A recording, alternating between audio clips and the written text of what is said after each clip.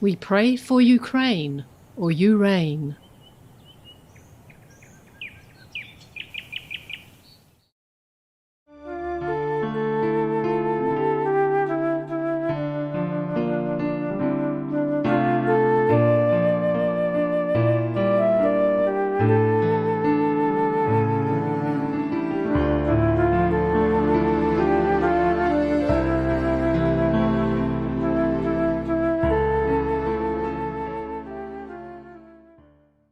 That day, she came out. So she ran right into the trap, was probably hungry or thirsty because of fever. So she went into the big cage that they built for her as a trap. So they got her. And then I asked them to keep her until I sent a driver. And when the driver came, she was very weak already with high fever. So we called emergency doctor right away, the same doctor that had treated all my dog people, or the adopted dog people. And he gave her medicine and all that temporarily. But when we took her back to where I live, it was an hour from Bangkok. I had to bring her to the hospital. And they kept her for, I think, 2 weeks. And she got better because she began to show symptoms of very bad. She had diarrhea every day and very high fever. So the doctor kept her. Luckily, she survived. My God, that girl, she's a survivor. She'd been sick all that and hungry and ate all kinds of garbage outside. But still survived, and now is healthy, barking the loudest of the group. If you don't believe me, you walk near her and then you will hear it. She will show herself who's the mighty in the house. Why? Oh, could you ask me that question? She is afraid of humans.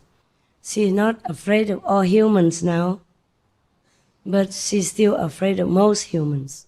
She only trusts us, the close circle who takes care of her every day.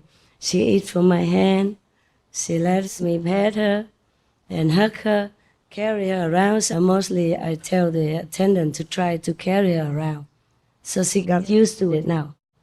She will let us carry her. Yeah, on a good day. She still runs to her cage and hide it first. Then we have to coax her out with sweet potatoes, durian, it's goodie stuff, veggie green bones. Yeah. Then she comes out slowly, and she goes back inside again. And then we give it outside, and then she has to come out. She got one taste of it, and she wanted to eat the whole durian. Yeah, expensive homeless dog person, very. Because even in Thailand or Vietnam, ordinary people don't get to eat durian the whole like that. If you have money, yes, but even in those countries, I remember when I was a kid, one durian that shared with the whole family, everybody one piece, If they have, there's sometimes less. Because even in those countries, they are expensive for the majority of people. Yeah, they are luxury. But my dog, small size like this, like the size of Shih Tzu or Maltese, small Maltese, can eat the whole durian all by herself without stopping. And if you have durian, you are her friend, at least until the durian's finished. And then she has no moral, no qualm to just say goodbye till next durian. Even me, she eats it all and then she just wags her tail, goes into her cage. Until next time for maybe sweet potatoes or her favorite toys also. Wow, 3 years old already. Goes and takes all the toys from everybody, stacks them in her cage, licking them one by one, making sure that they are marked by her own saliva. And she will recognize them next time. Whoever takes it, she takes it back in due time.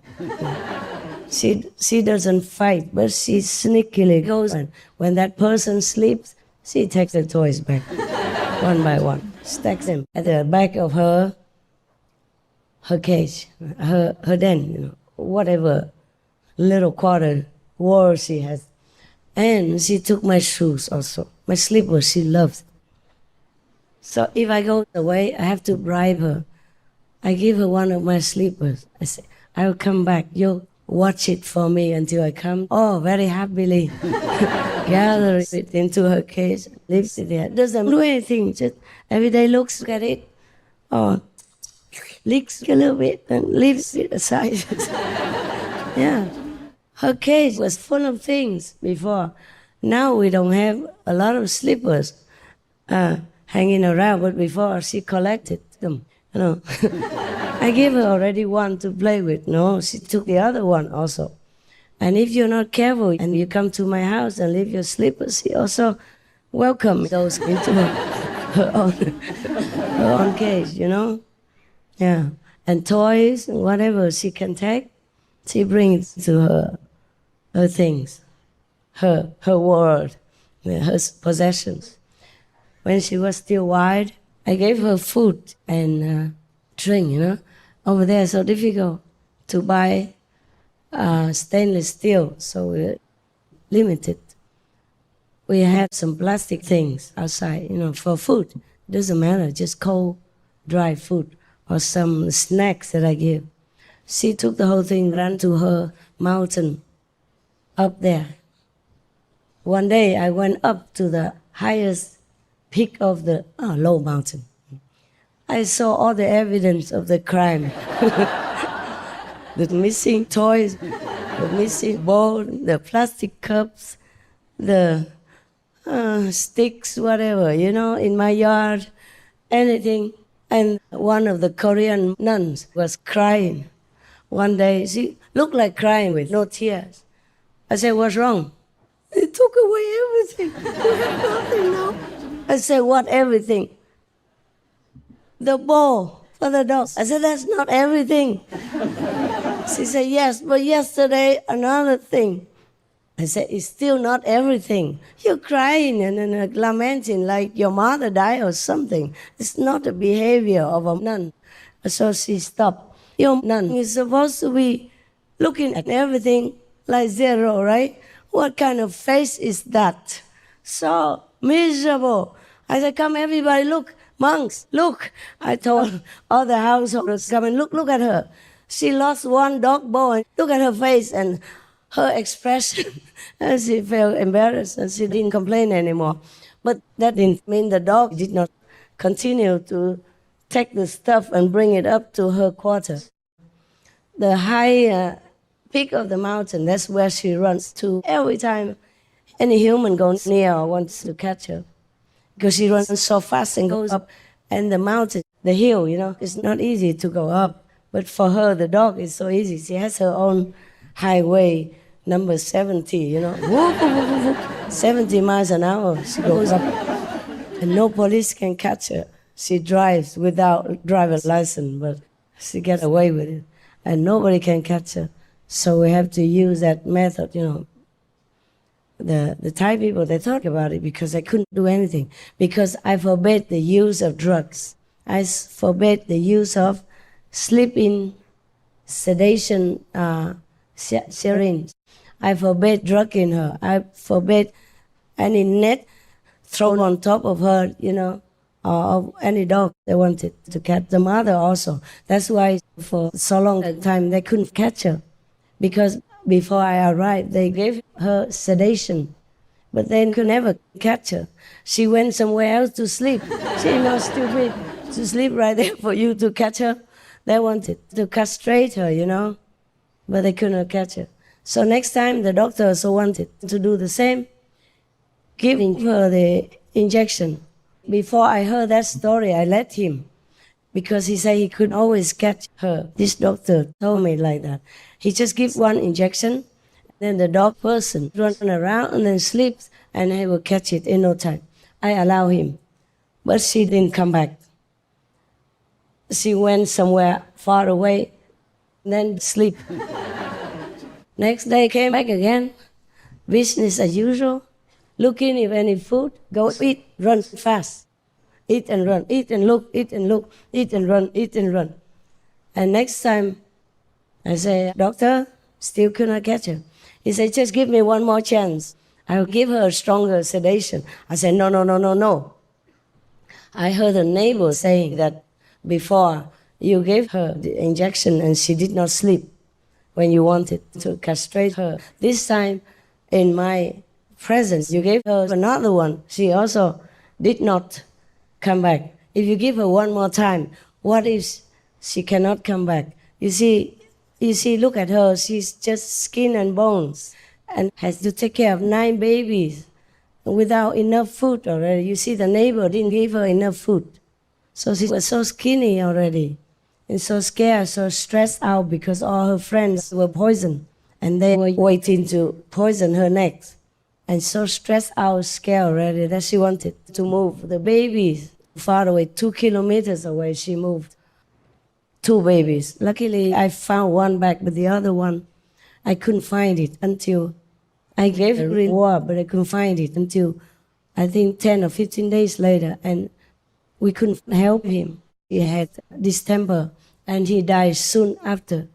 2 weeks afterward, with all my care and with all the doctors coming to my house every day. I could not save him. So I say, what? She's already stressed out now.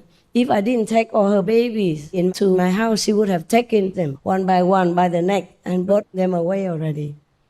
So she's very weak, undernourished, stressed out, and scared. If you give her one more injection, can you guarantee me that she will come back? And come back well, healthy, alive or not? I don't want to put your conscience on this. So I didn't allow the doctor to give her any injections anymore. I say, I think of the way. And I put up a reward, like 10,000, 20,000, going up all the time until 30,000. Anybody who catches her will get that. And one Korean man got it, believe it or not. This Korean guy, a young boy, he even had no dog at home, has nothing to do with dogs. He just saw me and the girl trying so hard to catch. He just jumped in and helped. He was taller and he was faster somehow. He was maybe a footballer or something fast. She was already almost at the top of the fence. He got the big basket and he got. And I really had to give him that money, even though he didn't want it. I said, a promise is a promise. Maybe God wants you to have it. So incidentally, you come here, I have to give you the money, no matter what you want to do with it. It's not my problem. So finally, he had to get it. Because I asked his group, the other whole group of Korean men, they didn't come in. They pretended they didn't understand why, what for, and blah, blah. Just he came in, and he understood English. So he caught chat, and then he got the money. But this little one, I never allow anybody. I say, if I detect any harm to her, even 2 or 3 hairs are lost due to harassment, or I detect any drug in her body afterward. I have doctors who can detect that. I frighten them. I scare them. Then I will sue you. I will make the police put you in jail. Got that? Okay? I have power, believe me. I have connections. I have nothing. I have connection for sure in heaven. I have power, sure. Master power. Well, they didn't know that. And I didn't tell lies. So they didn't do anything like that. And they knew I love dogs.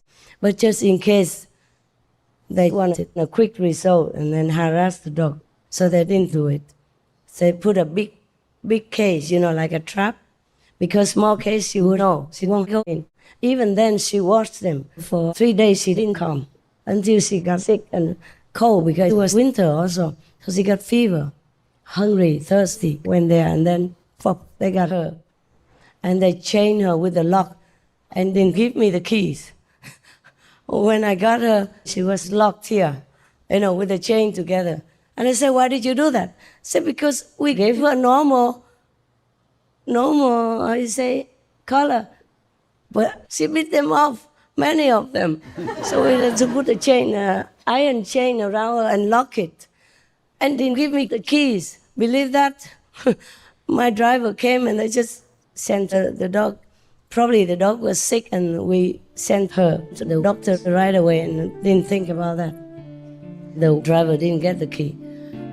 Imagine the dog, hard to catch, cannot even touch, cannot even go near. And the chain, very tight on her neck. I was worried sick. How can we get her now to unchain her even? Oh my God. They had many men. They just put a towel on her or something and they chained her.